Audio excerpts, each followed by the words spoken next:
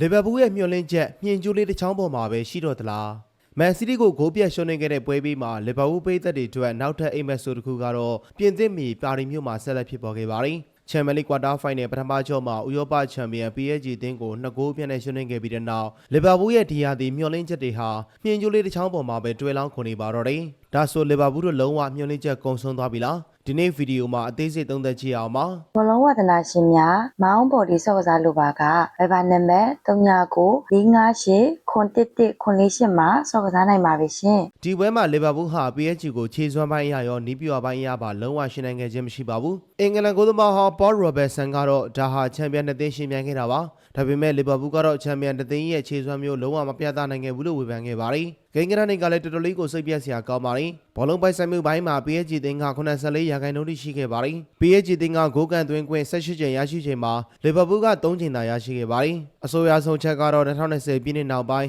ချန်ပီယံလိပွဲစဉ်တစ်ပွဲမှာဂိုးပေါက်တဲမှုတစ်ချိန်မှမရရှိခဲ့တဲ့ပထမဆုံးချိန်လည်းဖြစ်ခဲ့ပါတယ်နေပြအနီစလော့နေပြဘိုင်းကလည်းအတော်လေးကိုမေးခွန်းထုတ်ချင်စရာပါနောက်တန်း9ယောက်နဲ့ပွဲထွက်လာခဲ့တာဟာလီဗာပူးရဲ့အာသာချက်တိုက်စစ်ကိုအသုံးချတာမဟုတ်ဘဲအားရချက်ကိုကာကွယ်ဖို့ကြိုးစားနေတဲ့အသင်းကလေးတစ်သင်းရဲ့ပုံစံမျိုးဖြစ်နေတယ်လို့ပြင်သစ်သတင်းတောက်တူကတော့ခိုင်နိုင်ခဲ့ပါတယ်။ပရိသတ်တွေအတွက်အံ့ဩစရာအကောင်းဆုံးကတော့အသင်းရဲ့အဓိကတိုက်စစ်မှုမိုဟာမက်ဆာလာကိုအရန်ခုံမှာတော့အသုံးမပြုခဲ့တာပါပဲ။အာနီစလော့ကတော့လာမယ့်ပွဲတွေအတွက်ခွန်အားမွေးထားဖို့ချန်လက်ခဲ့တာလို့အကြောင်းပြခဲ့ပါတယ်။လက်ရှိပရီးမီးယားလိမှာအဆင့်9နေရာမှာရပ်တည်နေပြီးအဆင့်6ကချက်စီးအသင်းနဲ့တမတ်တာကွာပါတော့တယ်။လီဗာပူးသင်းပိုင်ရှင်တွေကတော့အာနီစလော့ကိုထောက်ခံဆဲဆိုပေမဲ့နောက်ရသည့်ချန်ပီယံလိဝင်ခွင့်မရရှိဘူးဆိုရင်တော့အခြေအနေတွေကပြောင်းလဲသွားနိုင်ပါတယ်။